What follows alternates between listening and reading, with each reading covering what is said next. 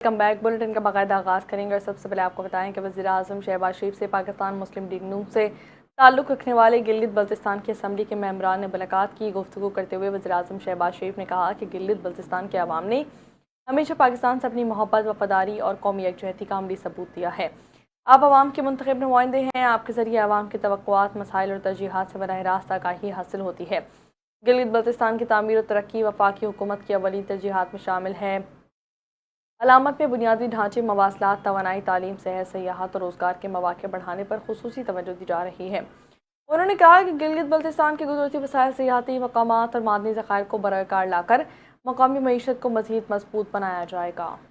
عالمی بینک نے پاکستان کے لیے 37 کروڑ 59 لاکھ ڈالرز قرض کی منظوری دے دی ہے۔ اعلامیہ کے مطابق ورلڈ بینک 10 سالہ توانائی پروگرام کے پہلے مرحلے کے لیے فنڈ فراہم کرے گا۔ مالی معاونت بجلی کی ترسیل کا نظام بہتر بنانے پر خرچ کی جائے گی۔ رقم سے قومی پاور گرڈ کو جدید بنانے کا منصوبہ بھی شروع کیا جائے گا۔ منصوبے سے بجلی کی بندش میں کمی لانے میں مدد ملے گی۔ عالمی بینک کے مطابق ونڈو پاور کی مزید 660 میگا واٹ بجلی قومی گرڈ میں شامل کی جائے گی۔ منصوبہ قابل تجدید توانائی کے فروغ میں اہم کردار ادا کرے گا۔ وفاقی آئینی عدالت نے کراچی میں نسلا ٹاور سمیت دیگر قانونی تعمیرات مسمار کرنے اور زمینوں کا اسٹیٹس تبدیل کرنے پر عائد پابندی سے متعلق سپریم کورٹ کے احکامات واپس لے لیے ہیں۔ سپریم کورٹ کا فیصلہ عدالتی اختیارات سے تجاوز قرار دیا گیا۔ کہا کہ بلڈنگ قوانین صوبائی حکومت کے دائرہ اختیار میں آتے ہیں۔ فیصلے میں واضح کہا گیا کہ آئینی عدالت کسی غیر قانونی تعمیر کو جائز قرار نہیں دے رہی۔ وفاقی آئینی عدالت نے کراچی غیر قانونی تعمیرات کیس کا تحریری فیصلہ جاری کر دیا۔ 10 صفحات پر مشتمل فیصلہ جسٹس عامر فاروق نے تحریر کیا۔ فیصلے میں نسلا ٹاور مسمار کرنے کا سبب بننے والے سپریم کورٹ کے احکامات واپس لے لیے گئے۔ سپریم کورٹ کا فیصلہ عدالتی اختیارات سے تجاوز قرار دے دیا گیا۔ آگے بڑھتے ہوئے آپ کو بتائیں کہ ایران کے شہید سپریم لیڈر آیت اللہ خامنہ ای کو آہوں اور سسکیوں کے ساتھ مشہد میں روضہ امام علی رضا کے احاطے میں سپرد خاک کر دیا گیا۔ ایرانی میڈیا کے مطابق آیت اللہ خامنہ ای کی تدفین روضہ حضرت امام علی رضا کے احاطے میں کی گئی۔ شہید کی نماز جنازہ ان کے بڑے بیٹے آیت اللہ سید مصطفیٰ خامنہ ای نے پڑھائی۔ مشہد کی سڑکوں پر انسانوں کا سمندر امٹ آیا۔ لاکھوں افراد نے رہبر اعلیٰ کو الوداع کیا۔ کہا کہ شہید کی تدفین اور جنازے کی 6 روزہ تقریبات تہران، قم، نجف، کربلا اور مشہد میں ہوئی۔ ایران کی سیاسی اور عسکری قیادت سمیت دنیا بھر سے وفود نے شرکت کی۔ ایرانی خبر رساں ایجنسی کا یہ کہنا ہے کہ شہید آیت اللہ خامنہ ای کا تعزیتی اجتماع آج حرم حضرت معصومہ علیہ السلام میں ہوگا۔ آج نماز مغرب اور عشاء کے بعد تعزیتی اجتماع میں آیت اللہ مجتبیٰ خامنہ ای بھی شرکت کریں گے۔ پاکستان، قطر سمیت علاقائی ممالک امریکہ ایران میں کشیدگی کم کرانے کے لیے متحرک ہو گئے ہیں۔ امریکی نیوز ویب سائٹ ایکسیوس کی رپورٹ کے مطابق پاکستان، قطر، ترکی، مصر اور سعودی عرب امریکہ اور ایران میں بڑھتی کشیدگی کم کرانے میں مصروف نظر آتے ہیں۔ ایکسیوس نے مزید بتایا ہے کہ ثالث ممالک جوہری مذاکرات بحال کرانے کے لیے سفارتی رابطے تیز کر رہے ہیں۔ دونوں ممالک کے درمیان تکنیکی سطح کے مذاکرات دوبارہ شروع کرانے کی کوششیں جاری ہیں۔ رپورٹ میں بتایا گیا کہ ثالث ممالک مفاہمتی یادداشت کو برقرار رکھنے کی بھرپور کوششیں کر رہے ہیں۔ ایرانی وزیر خارجہ عباس اراغچی نے فیلڈ مارشل عاصم منیر سے ٹیلی فونک گفتگو کی۔ ایرانی وزیر خارجہ نے ٹیلی فونک گفتگو میں فیلڈ مارشل کو بتایا کہ امریکی حملے معاہدے کی خلاف ورزی کر رہے ہیں۔ ایکسیوس کے مطابق صدر ٹرمپ کشیدگی کے باوجود تنازع کا سفارتی حل چاہتے ہیں۔ پاکستان اور امریکہ کے درمیان باہمی تجارتی معاہدے پر مذاکرات واشنگٹن میں شروع ہو گئے۔ ترجمان دفتر خارجہ کے مطابق پاکستان اور امریکہ کے درمیان ٹریڈ ایگریمنٹ پر 2 روزہ مذاکرات جاری ہیں۔ ترجمان دفتر خارجہ کا کہنا ہے کہ مذاکرات میں پاکستانی وفد کی قیادت سیکریٹری تجارت جواد پال کر رہے ہیں۔ ترجمان دفتر خارجہ کے مطابق واشنگٹن میں مذاکرات آج اور کل جاری رہیں گے۔ متعلقہ وزارت کے حکام بھی آن لائن پلیٹ فارم کے ذریعے مذاکرات میں شریک ہوئے، جبکہ ترجمان دفتر خارجہ کا کہنا ہے کہ پاکستان اور امریکہ کے درمیان تجارت اور ٹیرف سے متعلق امور پر تفصیلی بات چیت ہوئی ہے۔ مذاکرات کا مقصد پاک امریکہ تجارتی تعلقات کو مزید فروغ دینا اور باہمی تجارت کو سہولت کاری دینا ہے۔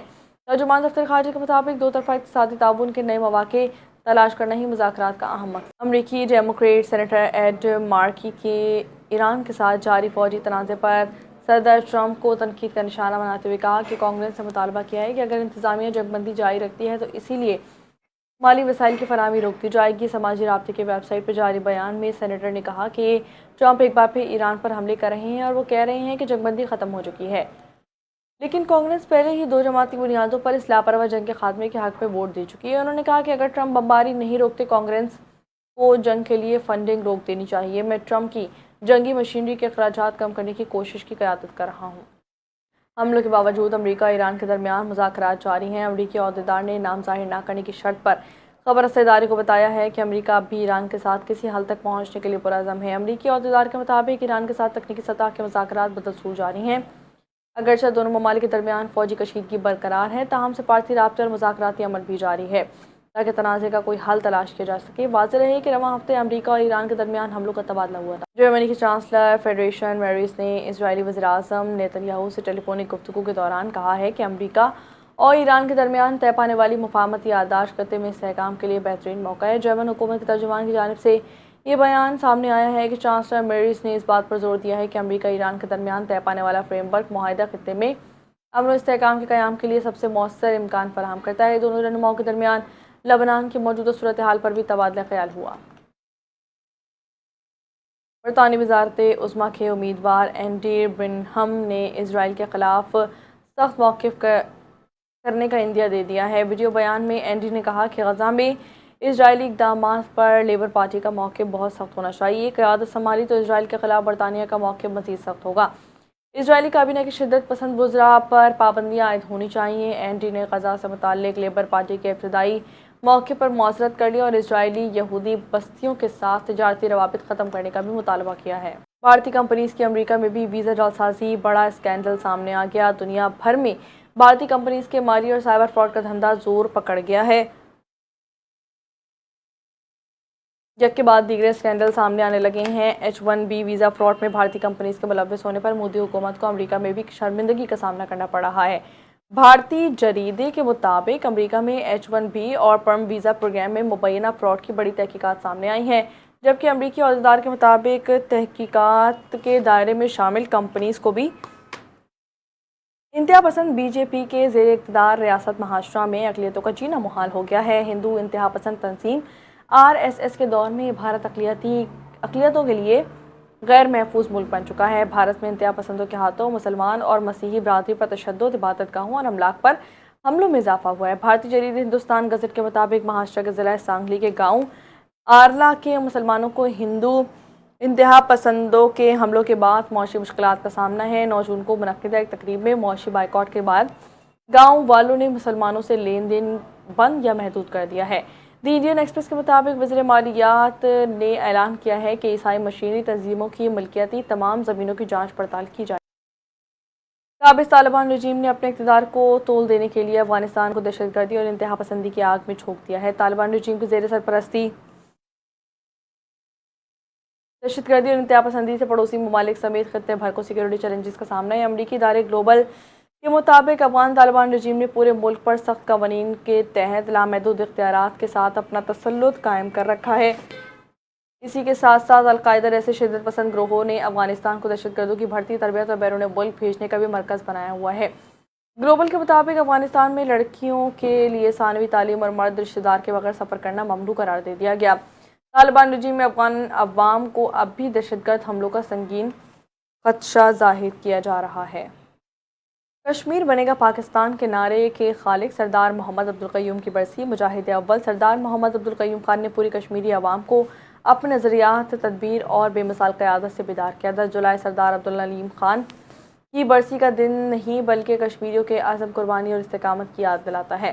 مجاہد اول سردار محمد عبدالقیوم خان نے تحریک آزادی کشمیر کو منظم، پائیدار اور ادارہ جاتی بنیاد فراہم کی۔ سردار عبدالقیوم خان نے 23 اگست 1947 کو نیلا بٹ کی تاریخ کی چوٹیوں سے آزادی کی جدوجہد کا پہلی عملی قدم اٹھایا تھا۔ گورنر پنجاب سردار سلیم حیدر نے کہا ہے کہ پاکستان پرامن ملک ہے اور یہاں سرمایہ کاری کے وسیع امکانات موجود ہیں۔ گورنر پنجاب سردار سلیم حیدر سے پرتگال کے سفیر پاولو کی اپنی اہلیہ کے ہمراہ گورنر ہاؤس میں ملاقات میں بزنس، زراعت، تعلیم، ثقافت سمیت دیگر شعبوں میں دو طرفہ تعلقات کو بڑھانے پر تبادلہ خیال کیا گیا۔ گورنر نے کہا کہ پاکستان اور پرتگال کے درمیان اچھے اور خوشگوار تعلقات موجود ہیں۔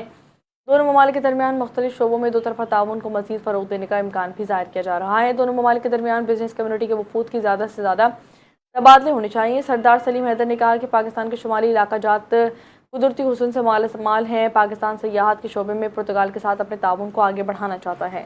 متحدہ کے ہیڈ کوارٹرز نیو یارک میں وفاقی وزیر داخلہ محسن نقوی نے بنگلہ دیشی ہم منصب صلاح الدین احمد سے ملاقات کی ہے، جس میں دونوں ممالک کے درمیان داخلی سلامتی، پولیس تعاون، سائبر کرائم کے خاتمے اور باہمی تعلقات کے فروغ سمیت مختلف امور پر تفصیلی تبادلہ خیال کیا گیا۔ ملاقات کے دوران دونوں وزرائے داخلہ نے مشترکہ مفادات کے شعبوں میں تعاون کو مزید وسعت دینے پر اتفاق کیا۔ इस मौके पर पुलिस अफसरान की पेशा वराना तरबियत, मुश्तरका ट्रेनिंग प्रोग्राम्स और एक्सचेंज प्रोग्राम शुरू करने पर भी गुफ्तगू की गई, ताकि दोनों ममालिक के कानून नाफिज करने वाले इदारों के इस्तेदाद कार में इजाफा किया जा सके। दोनों रहनुमाओं ने साइबर क्राइम, ऑनलाइन फ्रॉड और डिजिटल जराइम से निपटने के लिए मालूमात के तबादले और इदारा जाती ताउन बढ़ाने पर भी इत्तफाक किया है। इसी हवाले से दोनों ममालिक के मुतालिका इदारों के दरमियान करीबी रवाबित को फ़रोग देने की ज़रूरत पर जोर दिया जा रहा है।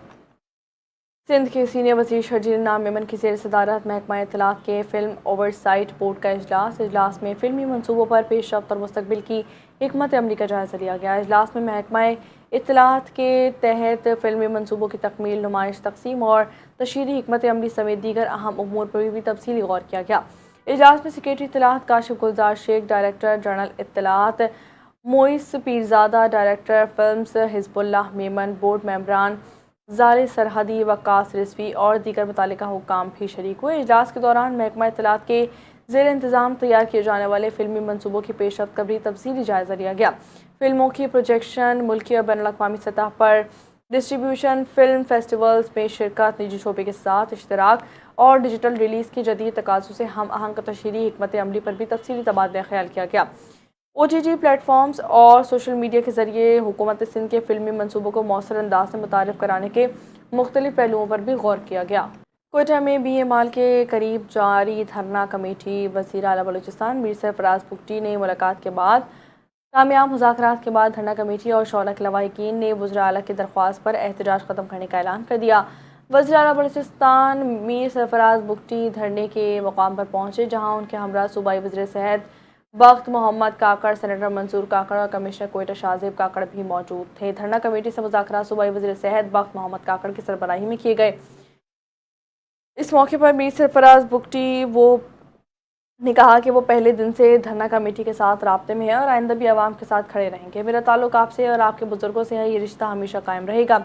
मैं अपनी आवाम के शाना बशाना खड़ा था, हूँ और रहूँ। कराची ट्रैफिक पुलिस ने शहर में सिर्फ मीटर वाले रक्शे चलाने का फैसला कर लिया है, जिसके पेश नज़र बगैर मीटर वाले रक्शों पर पाबंदी आयद की जाएगी। कराची प्रेस क्लब में मीडिया से गुफ्तगू करते हुए कहा कि DIG ट्रैफिक पीर मोहम्मद शाह का कहना था कि जल्द कराची में हर किस्म के रक्शे पर पाबंदी आयद की जाएगी और सिर्फ वही रक्शा सड़क पर चल सकेगा जिससे मीटर नस्ब किया जाएगा। पीर मोहम्मद शाह का ये कहना था कि हम जल्द रक्शों को मीटर नस्ब करने के लिए तारीख का ऐलान करेंगे और जब मीटर लग जाएगा तब रक्शे का लैंड मैनेजमेंट करेंगे। रक्शों के लिए पार्किंग की जगह बनाएंगे और एक लैन बना दिया जाएगा, जहां पर रक्शों के लिए जो लैन मुख्तस की जाएगी वहीं से सवारी को बिठाएगा और मुसाफिर मीटर के हिसाब से ही अपना किराया ही देगा। बलूचिस्तान से मुल्क के दीगर शहरों के लिए ट्रेन सर्विस आज दूसरे रोज़ भी मुअत्तल रखने का इम्कान है। महकमा रेलवेज़ ने रेलवे ट्रैक पर मरम्मती कामों के बायस बलूचिस्तान से ट्रेन सर्विस दूसरे रोज़ भी मुअत्तल रखने का फैसला कर लिया है। रेलवे हुक्काम के मुताबिक महकमा रेलवेज़ ने बलूचिस्तान से ट्रेन सर्विस 9 जुलाई को मुअत्तल की थी। रेलवे ट्रैक पर मरम्मती कामों के बायस ट्रेन सर्विस जुम्मा 10 जुलाई को भी मुअत्तल रहेगी। महकमा रेलवेज़ का कहना है कि पेशावर जाने वाली जाफ़र एक्सप्रेस की रवानगी आज मनसूख कर दी गई है, जबकि पेशावर से कोयटा आने वाली जाफ़र एक्सप्रेस भी जुम्मे को जेकवाबाद तक ही महदूद रहेगी। कराची में आटे की कीमतों में इजाफा कर दिया गया, जिसका नोटिफिकेशन भी जारी कर दिया गया है। 12 जुलाई के मुकाबले में 9 जुलाई के नोटिफिकेशन में आटे के तमाम निर्ख बढ़ा दिए गए हैं, जिसके बाद रेगुलर आटे की कीमत होलसेल 110 रुपये से बढ़कर 122 रुपये फ़ी किलो मुकर्रर कर दी गई है। नोटिफिकेशन के मुताबिक रेगुलर आटा रिटेल 113 रुपये से बढ़कर 125 रुपये फ़ी किलो हो चुका है। फाइन आटा होलसेल 118 रुपये से बढ़कर 132 रुपये फ़ी किलो मुकर्रर कर दिया गया। नोटिफिकेशन के मुताबिक फाइन आटा रिटेल 121 रुपये से बढ़कर 135 रुपये फ़ी किलो कर दिया गया है, जबकि चक्की के आटे की रिटेल की कीमत 145 रुपये फ़ी किलो बरकरार है। कमिश्नर कराची ने कहा है कि तमाम दुकानदार सरकारी निर्खनामा नुमाया जगह पर आवेज़ा करें और सरकारी निर्खों की खिलाफ वर्जी पर सख्त कानूनी कार्रवाई की जाएगी। वेनेज़ुएला में तबाहकुन ज़लज़ले से हलाकतों की तादाद 3,500 से तजावुज़ कर गई है। खबर रसाई एजेंसी के मुताबिक वेनेज़ुएला में 2 हफ्ते कबल आने वाले 2 ताकतवर ज़लज़लों के नतीजे में हलाकतों की तादाद बढ़कर 3,900 तक जा पहुंची है, जबकि तकरीबन 17,000 अफराद ज़ख्मी और 18,000 के करीब बेघर हो चुके हैं। 22 जून को आने वाले ज़लज़लों ने मुल्क के मुख्तलिफ इलाकों में बड़े पैमाने पर तबाही मचाई। ज़लज़ले से सबसे ज़्यादा मुतासर होने वाले साहिली इलाके लागोरिया में 800 से ज़ायद इमारतों को शदीद नुकसान में बढ़ती महंगाई ने मौसमी फल भी आम आदमी की पहुंच से बहुत दूर कर दिया है। फ्रूट मार्केट्स में ख़रीदार कम, जबकि दुकानदार कारोबार ना होने पर परेशान दिखाई देते हैं। शहरियों का कहना है कि कीमतें सुनकर अक्सर खरीदारी किए बगैर ही वापस लौट जाते हैं। दूसरी जानिब दुकानदार भी बढ़ते अखराजात और कम फरोख्त का शिकवा करते नजर आ रहे हैं। रिपोर्ट करेंगी सहर कामरान। गर्मी की शिद्दत बढ़ते ही मौसमी फलों की मांग भी बढ़ गई है, लेकिन कीमतों ने शहरियों की मुश्किलात में इजाफा कर दिया है। आम, आड़ू, तरबूज, अंगूर और दीगर फल अब कई खानदानों की पहुंच से दूर होते जा रहे हैं। आइए मार्केटों में जानते हैं कि कीमतों की क्या सूरत है और शहरियों की क्या राय है। कराची की फ्रूट मार्केटों में गर्मी के बावजूद वो रौनक दिखाई नहीं दे रही जिसकी इस मौसम में तवक्को की जाती है। बढ़ती महंगाई के बाइस खरीदार कम हो गए हैं और कई लोग सिर्फ कीमतें पूछकर आगे बढ़ जाते हैं। पेट्रोल महंगा होने की वजह से जो है इनके ऊपर भी जो है उन्होंने महंगाई कर दी है मंडी वालों ने। ठीक है, वो हमें महंगा दे रहे हैं, हम यहाँ पर लाकर महंगा बेच रहे हैं। सब चीज़ यानी कि पेट्रोल बढ़ने की वजह से सब चीज़ों पे महंगाई आ गई है। कल भी बाज़ार ये पूरा खाली था, रात को 2 बजे हमने बंद किया और सुबह से लेकर सारा दिन सब ऐसे ही ठेले वाले ऐसे ही बैठे हुए थे आराम। शहरियों का कहना है कि फलों के रेट बहुत ज्यादा बढ़ गए हैं। पहले से जो फल आसानी से खरीद लेते थे अब वो भी मुश्किल हो गया है। अक्सर दुकान पर जाकर कीमत पूछते हैं और वापस आ जाते हैं। हुकूमत को चाहिए कि महंगाई को कंट्रोल करे ताकि आम आदमी भी अपनी जरूरत पूरी कर सके। अभी मैंने से रेट पूछे, कह रहा 250 रुपए किलो। मैंने कहा 400-450 के 2 किलो दे दो, ये कह रहा नहीं पॉसिबल नहीं है, नहीं दूंगा। लेकिन मंडी के अंदर तो हम बहुत अभी कम पैसों में मिल रहा, फिर ये यहाँ इतनी महंगा क्यों दे रही है, समझ से बाहर बात है। अब इनसे बात करो तो बोलते ठीक है, इससे कम नहीं होगा, लेना लो वरना जाओ। दूसरी जानिब दुकानदार भी कारोबार न होने से परेशान हैं। उनका कहना है कि मंडी से महंगा माल आता है जबकि खरीदार न होने के बाइस रोजाना का खर्चा निकालना भी मुश्किल हो गया है। पेट्रोल जब महंगा भी हो जाता है ना तो ये लोग रेट तो ऊपर कर लेते हैं, सारे जितने भी ताजर है सारे अपने रेट ऊपर करते हैं। जब उधर हुकूमत पेट्रोल नीचे गिराता है तो फिर ये लोग उसके साथ रेट एकदम नीचे नहीं गिराता है, क्योंकि उनके पहले जो डबल पैसों पे खर्चे किया होता है उनको वो भी पूरा करना होता है ना सिंपल फ्रूट से।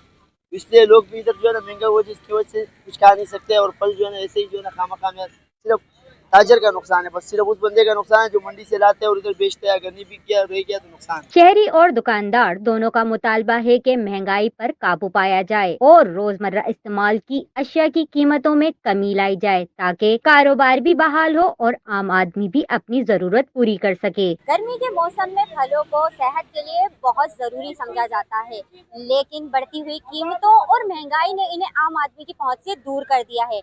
कैमरामैन अली रजा के साथ सहर खान, NTN न्यूज़, कराची।